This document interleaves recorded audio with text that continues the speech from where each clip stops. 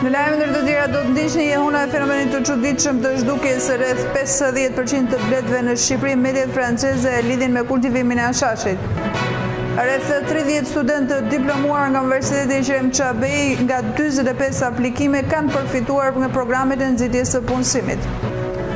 Mbrojtja e pyjeve dhe kafshëve në qarkun e Gjirokastës mendohet se do të rritet me vendosjen e kamerave termike. Edicioni informativ në televizionin Kanal 7 mundësohet nga Epi Plodekor.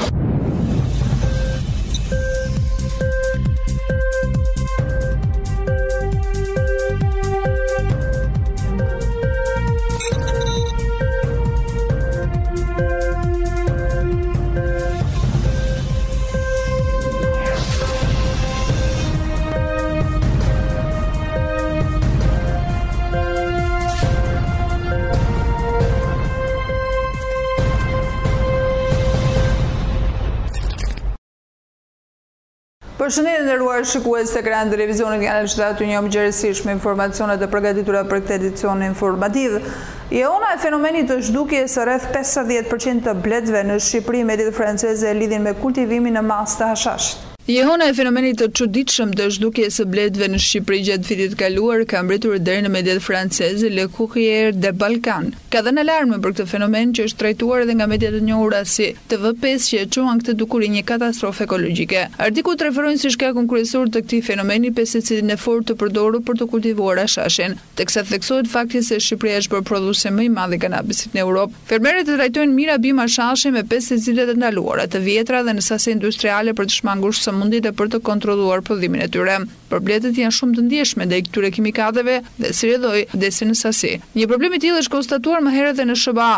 Ndërkohë, në një vit mes 2015 dhe 2016 nga 360.000 koshere në vend, me 142.000 nuk i kanë mbijetuar dimrit të 2016. Kjo është diçka që nuk ishte parë ndonjëherë dhe kjo është edhe më tragjike pasi mira familje shqiptare tradicionalisht jetojnë me mjaltë, e cili vlerësohet si një nga më të mirët në botë. Natyrisht, të gjithë janë në kërkim për të kuptuar shkaqet. Është e vërtetë se dimri ishte ashpër dhe gjithashtu e vërtetë se ka pasur parazitë të bletët, teksa bletarët shqiptarë nuk kanë mjete për të përdorur produkte moderne, të cilat janë të shtrenjta, por kjo nuk është e mjaftueshme. Ka në fakt një arsye tjetër teksa bletarët shqiptar nuk janë në gjendje të vendosin si në shkakun kryesor se çfarë ka ndodhur, një vdekshmëri e tillë të çon te kultivimi i kanabisit. Vitet e fundit Shqipëria është bërë prodhuesi i parë i kanabisit në Europë, duke lënë pas Bullgarinë, Kosovën e Serbinë dhe fritet për qindra hektar. Për të pasur një ide, në vitin 2016 policia shqiptare ndihmuar nga policia italiane shkatroi 2,5 milionë rrejnë kanabis. Për të prodhuar këtë sasi, shqiptarët janë duke përdorur tonë pesticide të ndaluara, duke na dhënë në këtë mënyrë shkakun për ato që kanë ndodhur me bletët. Prandaj po bëhet kërdia dhe kjo nuk duket se ka për të ndalur. Së pari për shkak të importuesit kryesorë të kanabisit shqiptar, Italia, Franca e Gjermania nuk kanë ligjëruar se po merren seriozisht me këtë çështje, duke lënë rrugën e hapur mafias dhe shqiptarët. Mafia e di këtë. Arsyeja tjetër është se në Shqipëri është një vend shumë i përshtatshëm, duke kalosh vetëm Adriatikun për të çuar mallin e shtrenjtë në Itali. Kjo është më pak e komplikuar se sa importimi nga Maroku. Së fundi për shkak se fshatarët shqiptar kishin ekspertizë. Shqipëria ka prodhuar kanabis që gjatë epokës së komunistëve të Enver Hoxhës. Vendi ishte një nga më të izoluarit në botë, por eksportonte kanabis me ligj, veçanërisht në Zvicër për industrinë e saj farmaceutike. Pra për ta përmbledhur, bletët dhe bletarët janë viktima shqiptare të shpërthimit të kultivimit të kanabisit dhe përdorimit masiv të pesticideve, por dhe mafjes lokale. Më konkretisht, kjo që po ndodh në Shqipëri, prodhuesi kryesor i kanabisit në kontinentin e vjetër. Shqipëria e ka shumë të përhapur këtë kulturë ilegale për shkak të klimës së saj, por dhe gjeografisë. Malit dhe shumë të vështira për t'u aksesuar, mundsojnë që të fshihen fushat me kanabis. Qeveria shqiptare me ndihmën e fqinjit të saj italian tenton ta ndalojë zgjerimin e këtij produkti që ushqen trafikun në të gjithë Europën, me Francën në krye, por pa ndonjë sukses të madh. Mjalti shqiptar ka një reputacion shumë të mirë dhe shumë familje kanë koshere në Shqipëri. Janë rreth 142.000 koshere, pra shumë të cilat u zhdukën. Kjo shuarje përfaqëson 40% të koshere në vend, siç është shpjeguar nga Le Courrier de Balkan, edhe pse dimri ishte i ashpër. Ashtu si në rastin e parqive kombëtare amerikane, bimët e kanabisit janë mbjellë në pyje në vende të largëta për të shmangur survejimin e policisë. Fermerët trajtojnë mirë bim me pesticide të ndaluara. Ndërkohë lufta ndaj këtij fenomeni mund të jetë e komplikuar duke patur parasysh se shumë fshatarë shqiptar apo refugjat të kthyer nga Greqia janë kthyer kultivimit të kanabisit, që dhe pse është i ndaluar, mundson shitjen 1 kilogram kanabisi për 200 deri në 300 euro kilogrami, kur toni i grurit është afër 600 euro. Në vitin 2016 forcat e rendit në Shqipëri kanë shkatruar 2,5 milionë rrejnë kanabis, ndërkohë që vlerësimi shpenzimit ekonomike të tregut shqiptar të kanabisit vetëm për 2014 janë 4.5 miliardë euro, që dhe sa 1/3 e prodhimit të brendshëm bruto të vendit. Nuk është rastësi që vendi është etiketuar si Kolumbia e Europës, me një efekt të jashtëzakonshëm në mjedis. Nëse nuk do të merret asnjë mas për të ndaluar genocidin që po ndodh në Bebletet, atëherë pasojat do të jenë tragjike. Rreth 30 studentë diplomuar në Universitetin e Qerem Çabej nga 45 aplikime kanë përfituar nga programet e nxitjes së punësimit në Gjirokastër. Programet e nxitjes së punësimit për të rinjtë e të reja që kanë mbaruar arsimin e lartë kanë startuar dhe në Gjirokastër. Nga Universiteti i Qerem Çabej në Gjirokastër, pranë zyrës së punës, në lidhje me këto projekte që ndikojnë orientimin e tyre në tregun e punës, aplikuan 45 të rinj, nga të cilët fituan vetëm 30. Sot startuam programet e nxitjes së punësimit për të rinjtë e të reja, të cilët kanë përfunduar arsimin e lartë brenda 2 viteve të fundit, siç e quajmë ne VKM 873. Kjo fazë erdhi pas një faze përgatitore dhe promovuese, të cilën ne e bëmë nëpërmjet mjeteve të komunikimit, rrjeteve sociale, po kështu dhe nëpërmjet një bashkëpunimi që kemi me Universitetin e Qerem Çabej. Këto programet e nxitjes së punësimit, qeveria shqiptare i aplikon që këta të rinj dhe të reja, të cilët kanë përfunduar rishtas arsimin e lartë, të kenë një mundësi për të orientuar në tregun e punës.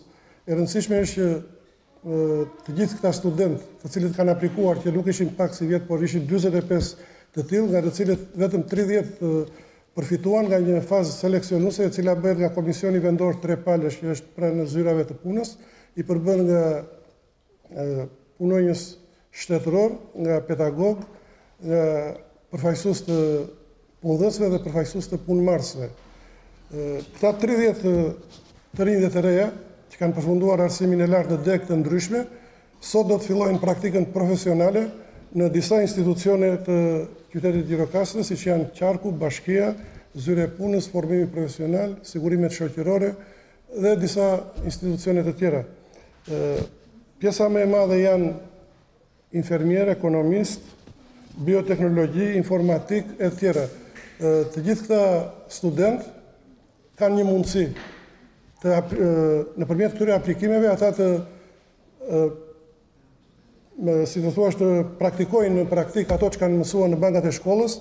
E dyta, ata kanë mundësi që të tregojnë veten përballë këtyre institucioneve, drejtuesve të institucioneve, për të krijuar vetes një shans që pas praktikave profesionale të punësojnë, dhe tjetra është që të kenë një mundësi për përvojë pune, sepse pas përfundimit të çdo shkolle dhe kur duam të aplikojmë për një vend pune, në CV kërkohet dhe përvojë pune. Kjo praktikë profesionale u jep këtë mundësi këtyre studentëve.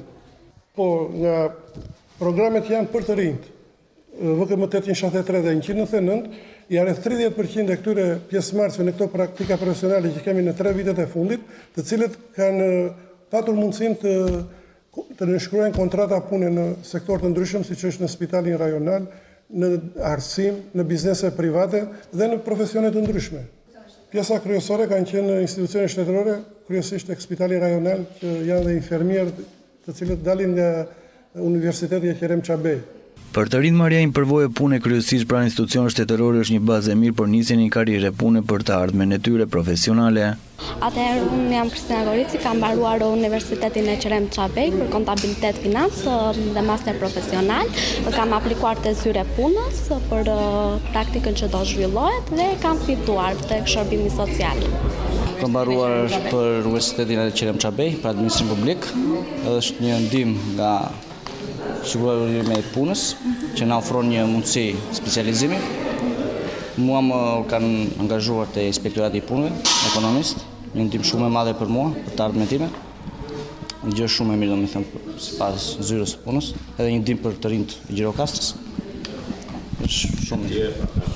Zyra e punës në Gjirokastër, nga të gjithë ata të rinj që kanë përfituar nga programet e nxitjes së punësimit, 30% e tyre pas përfundimit praktikës kanë përfituar kontrata pune. Nxitja e punësimit është ndër programet aktive, i cili nëpërmjet sigurimit të punësimit të përkohshëm apo afatgjatë ndikon në kërkesën për punë duke reflektuar drejt për së drejti në uljen e papunësisë. Përmes këtij programi zyra e punësimit ndërhyr realisht për të nxitur dhe mbështetur krijimin e vendeve të reja të punës, duke bashkëpunuar me punëdhënësit dhe nëpërmjet subvencioneve të tyre. Mbrojtja e pyjeve dhe kafshëve në qarkun e Gjirokastës mendohet se do të rritet me vendosjen e kamerave termike, të cilat do të nisin nga brelli i Otovës. Monitorimi i pyjeve me kamera termike, një projekt i nisur që në 2015 ka nisur të jetë konkret në disa zona të vendit si mënyra vetme për të mbrojtur pyjet në vendin tonë. Vendosja e kamerave termike është një element i rëndësishëm edhe për mbrojtjen e kafshëve dhe shpendëve dhe konkretisht kamerat pritet vendosen në brellin e Otovës nëpërmjet pas një eksperience në rrethin e Beratit dhe Shkodrës, të cilat kanë evidentuar prezencën e disa kafshëve që presupozoheshin të zhdukura në vend. Mbetet qëllimi vetvete jo vetëm mbrojtja e pyjeve dhe kafshëve në këto zona, por dhe vënia e tyre në shërbim të turizmit në qarkun e Gjirokastës, tha për televizionin Kanal 7 Grigor Dushi, drejtori i AKZ-s në Gjirokastër. Zonën e mbrojtur të qarkut të Gjirokastrës dhe rezultatet konkrete. Në parkun kombëtar të Otovës, neve kemi parë gjurmë të ariut, kemi parë gërvishje të ariut në përpem, kemi parë gjurmë të zorkadeve, gjurmë të dhelprës.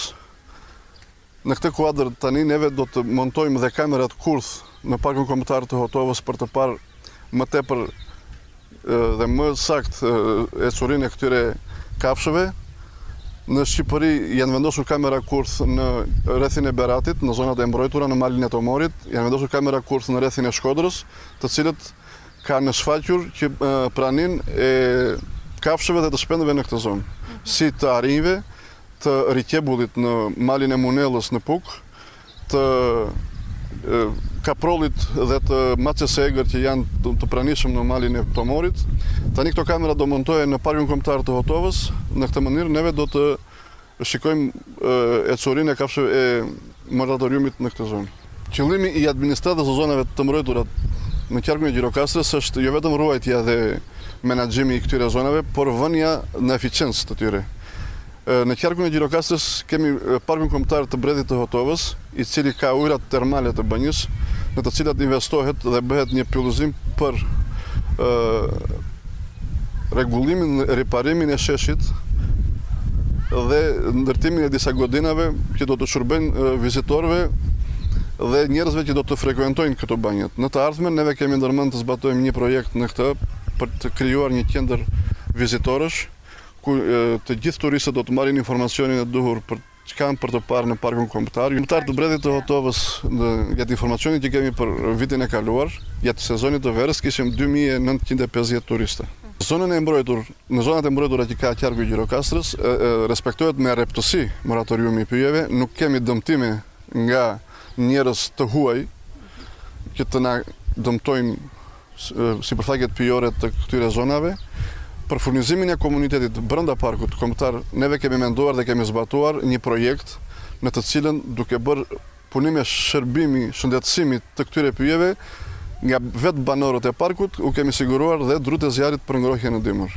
Vetëm një vit më parë, 2950 persona vizituan parkun kombëtar të Bredhit të Otovës dhe pikërisht kjo shihet si një nga arsyet për intensifikimin e mbrojtjes së pyjeve dhe kafshëve në këto zona, që natyra i ka bekuar, por ndër vite janë abuzuar nga dora e njerëzit. Është momenti të njëjmë informacionet më të fundit nga rajoni dhe bota.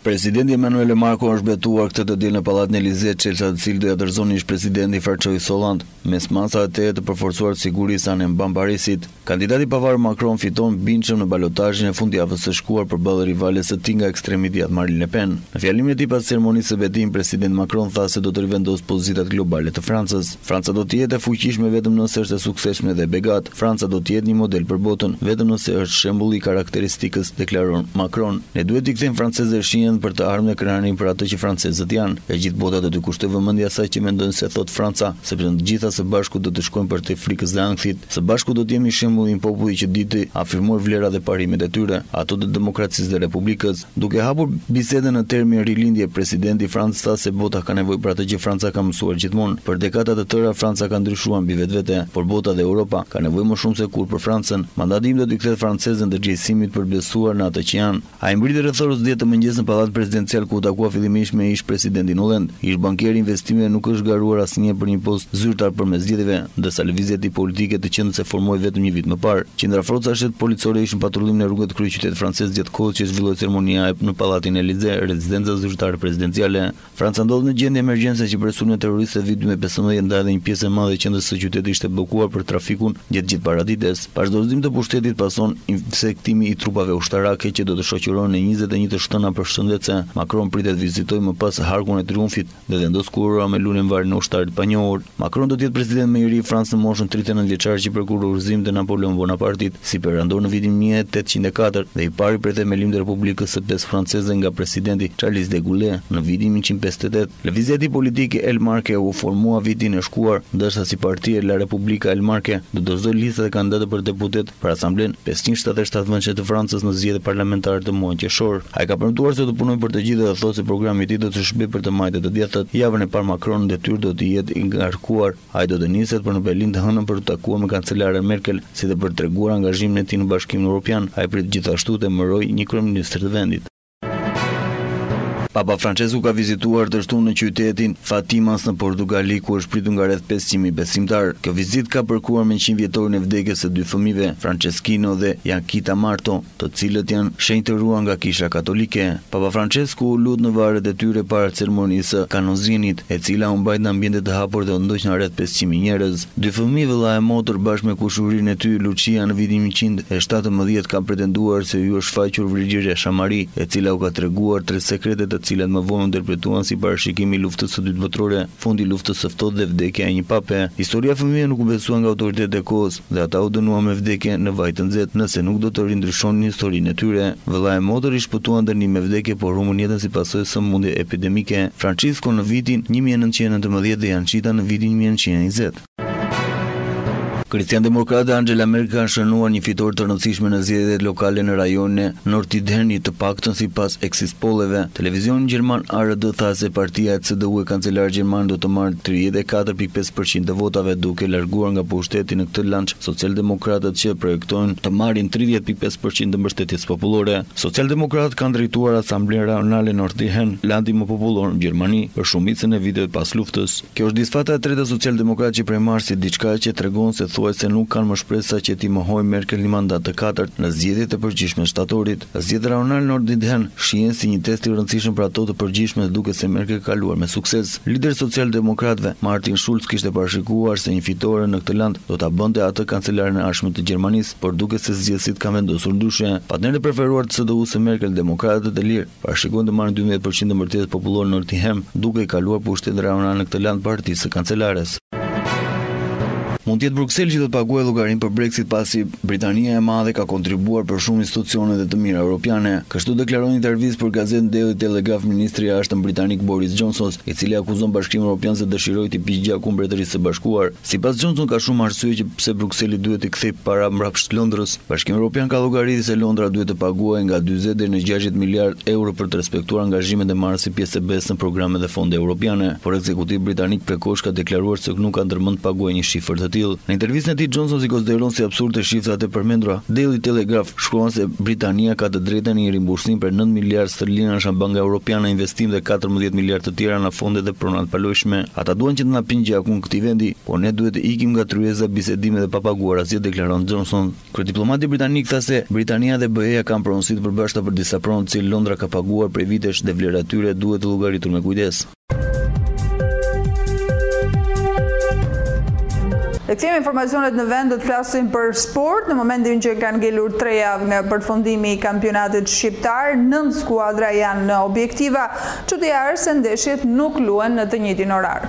Kanë mbetur të 3 javë nga fundi i kampionatit dhe gara kanë nxjerrë vetëm një verdikt zyrtar. Korabir skuadra që do të bjerë nga superiore për të luajtur sezonin e ardhshëm kategorinë e parë. Logjikisht kjo do të thotë se luhen mbi të gjitha për titullin kampion, vendin e 4 që mund të dërgojnë në Europë dhe mbijetesën. Çdo sfidë që do të luhet ka vëmendje maksimale sepse një hap i gabuar nuk i lejohet asnjë skuadre në të kundërt rrezikojnë të dalë jashtë objektivave. Duke qenë se vetmja skuadër që ka dalë nga objektivat është Korabi, në të tjerat luajnë me ankth dhe me tension. Kjo do të thotë se federata duhet të ishte treguar pak më drejt me vendos vendosjen e orareve dhe të kalendarit në javët e fundit. Fitoria e njëra prej skuadrave që luan në orën 16 sigurisht që ndikon në mënyrë të drejtpërdrejtë në ndeshjet e tjera e përkthyer në realitet. Kuksi luan një ndeshje relativisht të lehtë ndaj Korabit dhe fitoria verilindoret do të shtojë presion tek Skënderbeu dhe Partizani, të cilët luajnë ende shanset e titullit. Po ashtu rezultati i ndeshjes luftëtarit e Uta dhe Laçi Vllaznia ndikojnë në mënyrë drejtpërdrejtë te Tirana dhe flamurtari që janë në vallën e mbijetesës. Në çdo kampionat tjetër në Europë, ndeshjet që përcaktojnë fatet e sezonit luhen në një orar. Kampionati francez u luaj dje gjithë në mbrëmje, po ashtu dhe kampionati spanjoll për të shmangur llogaritë që mund të bëhen më kollaj, kur ka një hapësirë kohore 3 orë mes ndeshjes.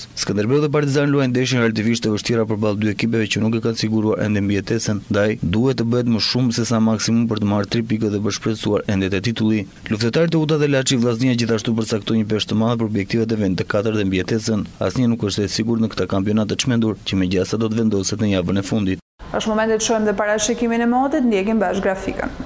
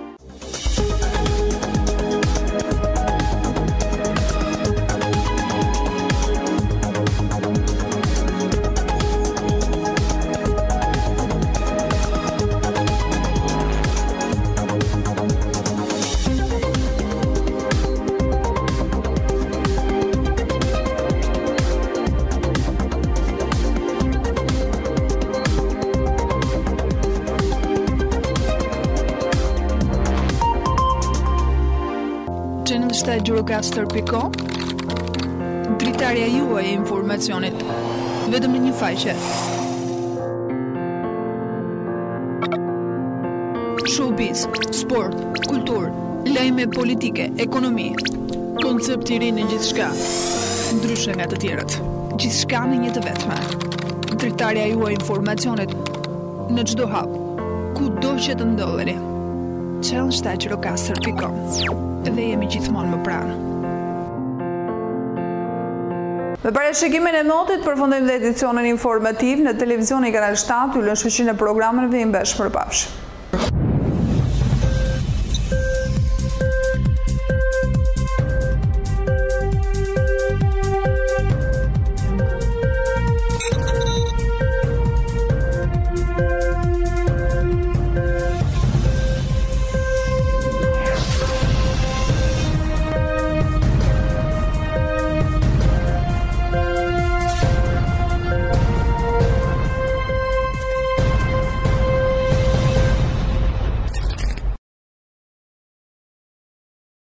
Edicioni informativ në televizionin Kanal 7 mundësohet nga Epi Plot Dekor.